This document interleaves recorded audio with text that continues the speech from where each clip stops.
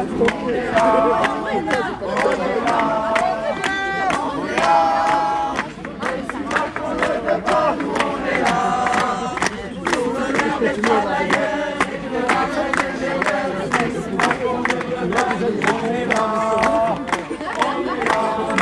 le vois plus, je te demande, il est partout, mais au final tu le vois pas. Je le vois 4 secondes par mètre en fait. Moi, je vais pas où n'oublie pas, on mène à la.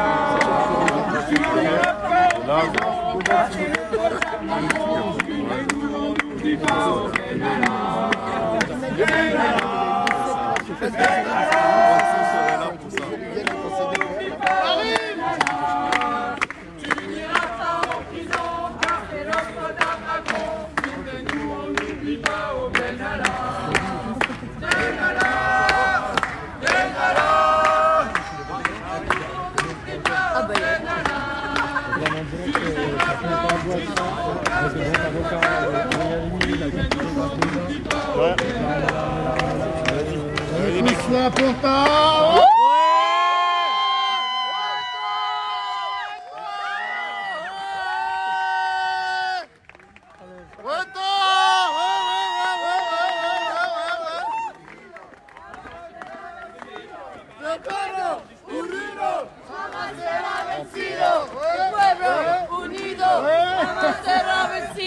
Tu payes ta chicha.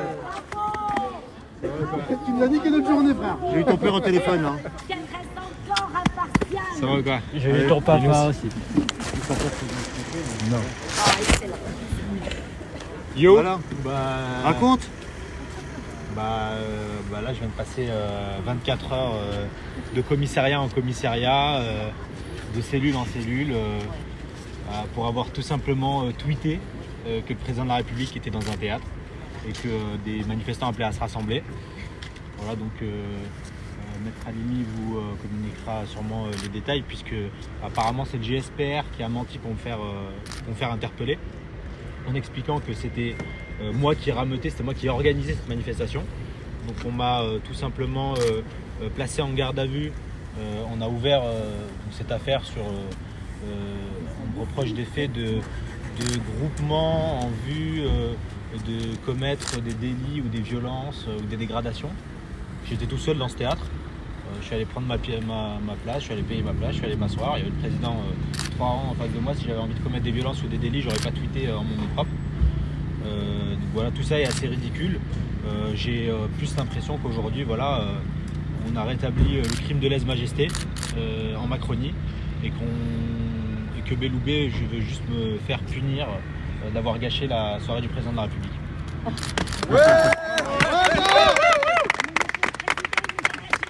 Raconte comment ça s'est passé quand tu tweets, l'interpellation, comment ça se passe?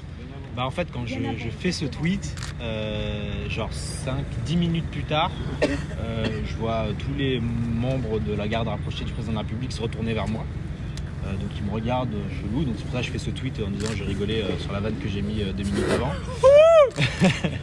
et donc ils me regardent tous, et en fait à un moment donné, et je pense que personne, moi-même je ne m'attendais pas à ça, on a entendu un gros boom et tu as des manifestants qui sont rentrés dans le théâtre, et à ce moment-là tu as le président de la République et la première dame qui se lèvent d'un coup et qui se font sortir, qui sont exfiltrés de façon assez impressionnante par le service d'ordre, et ils m'oublient. Moi j'ai rien, moi je reste assis, il n'y a rien qui se passe pour moi, et donc en fait moi je sors, en même temps je suis le mouvement et je vais voir qu'est-ce qui se passe, c'est quoi ce bruit, est-ce que des manifestants sont rentrés, pour filmer. Donc je filme, c'est ce que je fais. Et donc quand en sortant filmer, il y a un policier qui m'arrête et qui me dit mais vous faites quoi vous là? Je dis il me dit vous étiez dans le théâtre? Je dis ouais j'avais ma place. Il me demande de décliner mon identité, je lui dis je suis journaliste, je passe ma pièce d'identité. Il me dit ok sortez. Et en fait à ce moment-là, il y a ce qui me semble être des agents du GSPR, c'est-à-dire des gens avec des chemises blanches et des oreillettes, qui arrivent et qui disent en fait aux policiers celui-là il bouge pas.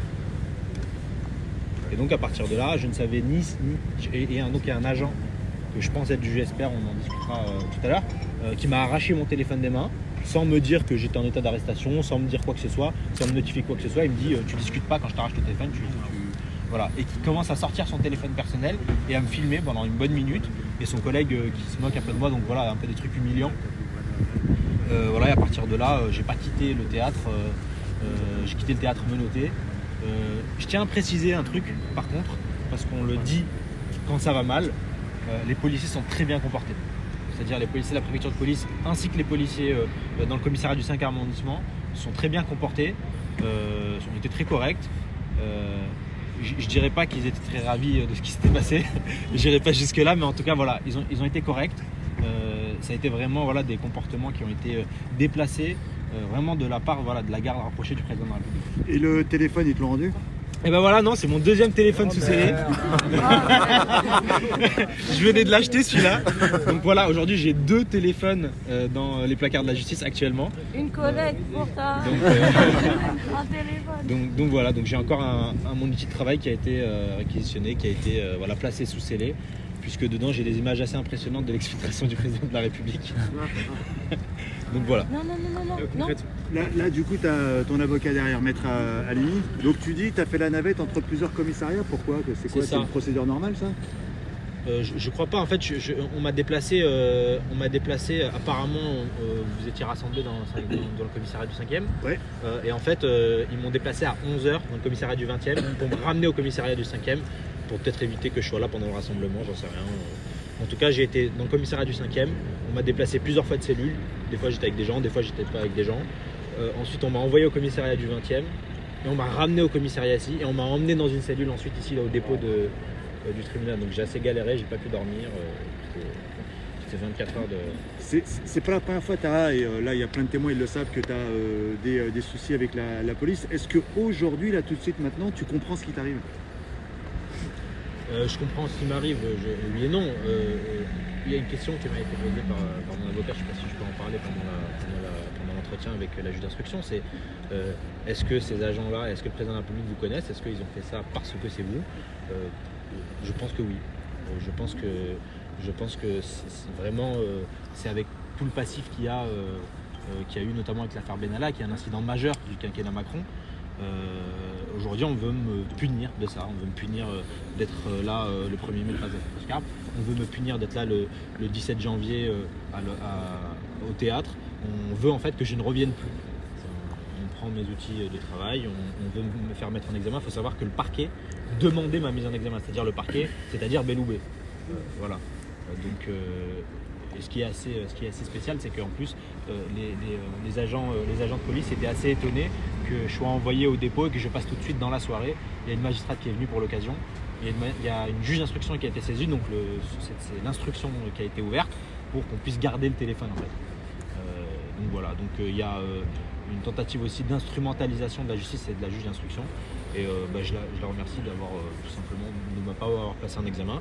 Elle a estimé qu'il n'y avait aucun élément qui pouvait permettre de dire que voilà que j'ai été l'organisateur d'une manifestation, ni que j'ai été dans un groupement en vue de commettre des violences et des délits. Donc pour toi, Taha, c'est un long processus d'intimidation parce que tu oublies de dire que tu as été la cible d'un tract d'Alliance, le syndicat de police. Ouais, je crois qu'il y a plein de... Est-ce que tu retiens ça dans la liste ou pas? Il y a plein de corps qui se mettent en place quand on travaille sur ces questions-là, effectivement. Il y a plein de choses qui se mettent en travers de votre route. Après, je ne sais pas si Alliance et la justice et Belloubet tout ça lié. J'en sais rien. En tout cas, ce qui est sûr, c'est qu'il est de plus en plus difficile de faire ce boulot. Est-ce que vous comprenez ce soir ce qui vous est reproché par la justice, ou est-ce que vous vous dites seulement la cible de Belloubet, comme vous le disiez tout à l'heure? La juge d'instruction a décidé de ne pas mettre en examen. Donc le parquet a demandé de mettre en examen. La juge a décidé de ne pas le faire. Il n'y avait aucun élément pour pouvoir le dire. Oui, je pense être victime aujourd'hui d'une tentative d'instrumentalisation de la justice à des fins politiques. Une question qu'on se pose tous. Le théâtre, la pièce de théâtre. Tu peux nous en parler? Je vais peut-être donner quelques explications juridiques. Pour expliquer 2 secondes ce qui s'est passé. Le parquet a demandé la mise en examen de Taha Douache pour groupement en vue de commettre des infractions et pour appel à manifester sans déclaration. C'est un désaveu cinglant et pour le parquet mais également pour l'Élysée. Je vais vous expliquer pourquoi. La juge d'instruction a considéré qu'il n'y avait pas d'indice grave et concordant pour le mettre en examen pour ces infractions. En réalité, ça part d'une dénonciation calomnieuse du GSPR. Le GSPR va prétendre au moment de son interpellation auprès des fonctionnaires de police qu'il est à l'origine de tweets appelant à manifester et à se rassembler devant le théâtre des Bouffes du Nord. En réalité, le GSPR n'a jamais vu ces tweets. Donc on peut dire clairement que le GSPR a menti. On peut également dire que l'Élysée, dans son communiqué de presse, par la suite adressé au Monde, a également menti en connaissance de cause. Donc c'est un désaveu cinglant à la fois pour l'Élysée et à la fois pour le parquet. Aujourd'hui, Taha Abou Hafs n'est pas mis en examen. Il a le statut de témoin assisté. Il va pouvoir avoir accès au dossier et faire des demandes d'actes pour déterminer comment on a pu en arriver là. C'est une procédure spéciale qui lui a été appliquée. On a mis un journaliste, et au-delà de la qualité de Taha, de sa qualité de journaliste que tout le monde reconnaît aujourd'hui, on a mis un journaliste parce qu'il était journaliste et parce qu'il a informé. Donc c'est le droit d'information qui a été entravé par la justice d'une manière assez inédite. Donc il faut comprendre qu'aujourd'hui le parquet voulait signifier à tous les journalistes que s'ils informaient, il y avait un risque qu'ils aillent en prison. Fort heureusement, la justice a été assez forte pour ne pas céder aux pressions du parquet et de l'Élysée. Donc mettre tout ce micmac, à la base, vous le dites, c'est une dénonciation calomnieuse. Ça part de là. C'est très exactement une dénonciation calomnieuse du GSPR, c'est-à-dire la garde rapprochée de l'Élysée dans le théâtre. Mais pour quelle raison ? Pour quelle raison, ça il faudra leur demander, et j'espère que cette instruction, ainsi que je vous l'annonce, nous avons déposé plainte pour faux et usage de faux par personne dépositaire de l'autorité publique. Nous avons également déposé plainte pour violation de liberté individuelle. La justice fera son œuvre. Elle a été heureuse aujourd'hui, la justice. Elle a protégé les journalistes.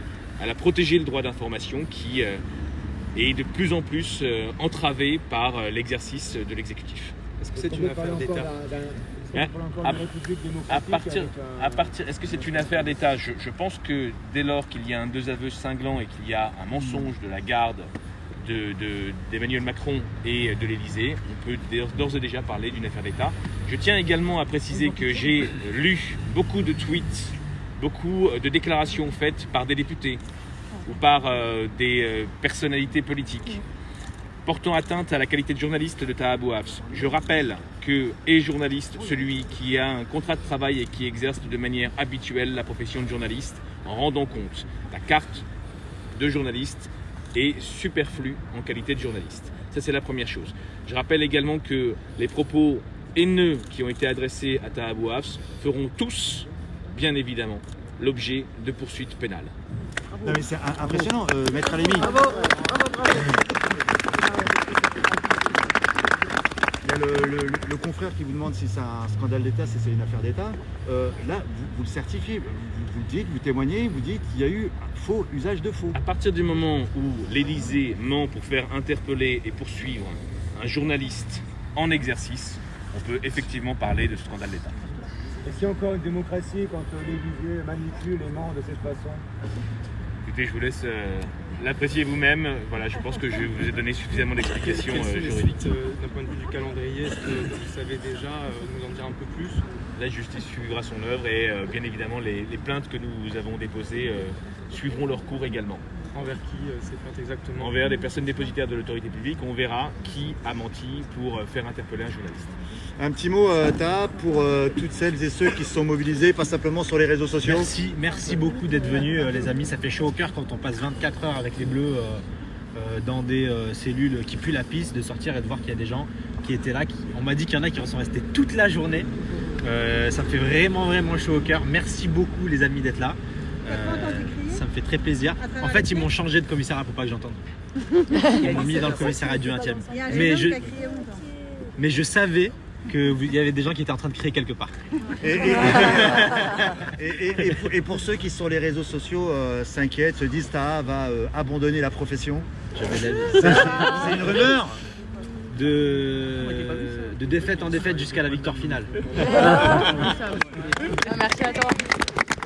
Bravo.